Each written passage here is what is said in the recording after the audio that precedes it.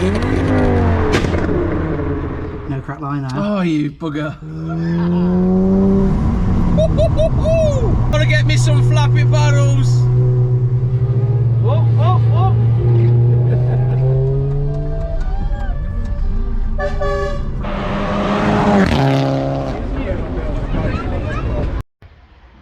Yes guys, and welcome back to the channel. So I'm sorry about the quality of the video. I am using my phone for this one, as this happened really fast and I could not miss it. So somebody that I used to work with has got this car, and basically they said, look, I don't know what to do with it, it's too good to break it and I don't really want to scrap it. So basically I've bought it. I may have just made a purchase on an impulse, but it sort of brought back memories for me. Those that have been following the channel from years ago, I used to have one of these, and I'm just so excited about it. I've sat in it, I've totally fell in love with it, so I've really got to save it. So I'm just down at Marks at Auto Mods, and it's here on the back of the trailer. I'm going to spin the camera around now and show you. Mondeo ST TDCi Estate. It's in really good condition, really. It's got no MOT on it. It's got an issue with the back subframe. So I bought it straight down to Marks. So Monday morning, he can get it in, have a good look at it, and we can sort of like assess the situation and see where we're going to go from there with it. But yeah, generally it is a really nice example, to be fair. Starts, runs, drives, does everything really. It's got no MOT on it. I think it's a couple of months out of MOT because he was just unsure what he was going to do with it. So like I say, that back subframe's an issue, so we're going to get that in the workshop, and we'll assess that. But hopefully guys, we can save this and do a bit of work to it, and it'll be a nice cruiser, to be fair. I know there's a lot of following on the YouTube channel, like I say from back in the day, when I used to have my old Mondeo ST TDCi. It wasn't an estate, but it was the Performance Blue, and to be fair, I did regret selling that car.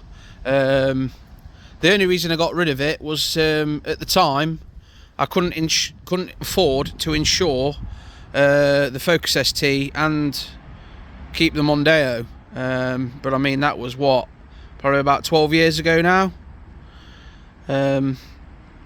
So yeah, here she is in all her former glory. Bodywork it looks really good, mate, to be fair.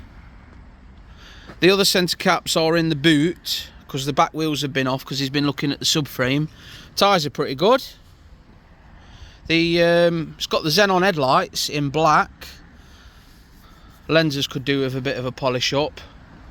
The front grille don't look like it's fitted properly, but that should just clip back into place.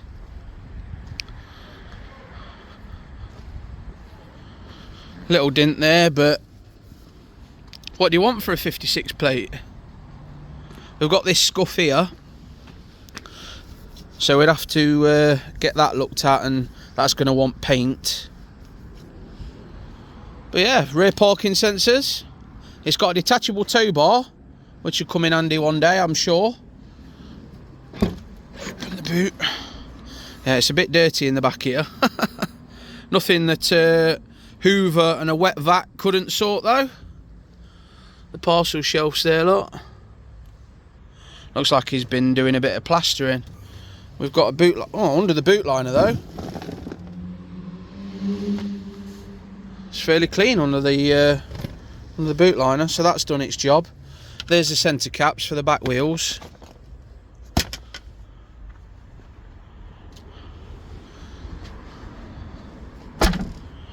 But yeah, and it could be, or is going to be, another project for the YouTube channel. Wheels aren't in bad condition, but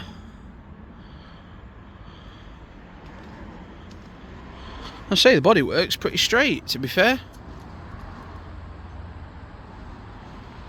Jacking point covers are missing, but I'll get some of them off eBay.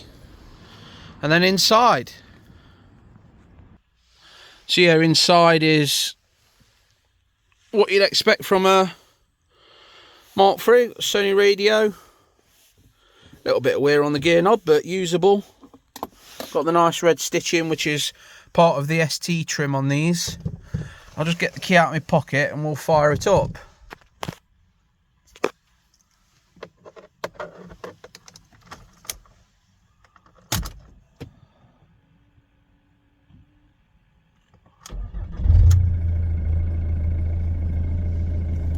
The engine management light's on because engine management light's on because it's got an EGR blank on it. Because this is the facelift, basically you can't blank the EGR valve off without getting the engine management light, but you can get around it by basically not doing a full blank. You can do a partial blank with that has a hole in it, so it still lets some of the gases through.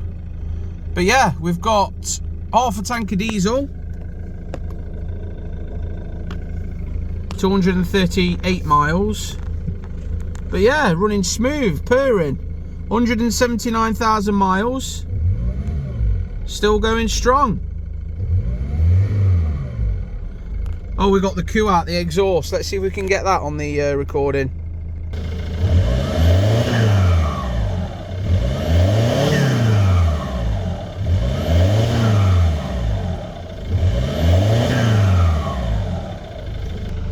Yeah, so really bringing back memories now with the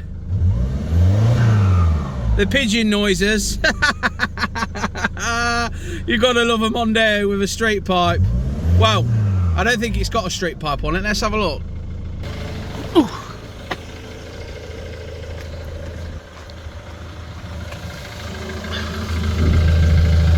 Ah, the exhaust's actually missing then. Yeah, it's just there, look. Basically, right just there.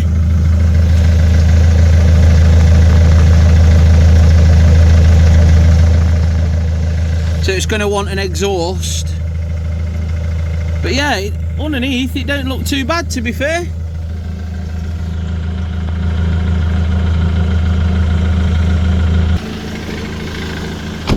So yeah, welcome Mondi ST to the channel.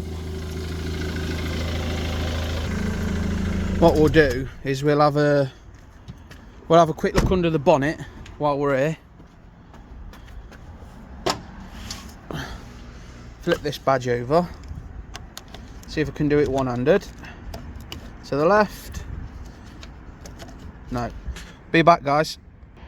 Yeah, it's a little bit hard to open that with one hand.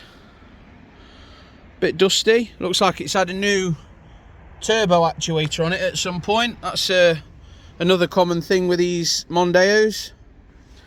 There's the jar down there. That looks quite recent. But yeah, I'm looking forward to seeing where this one goes, guys.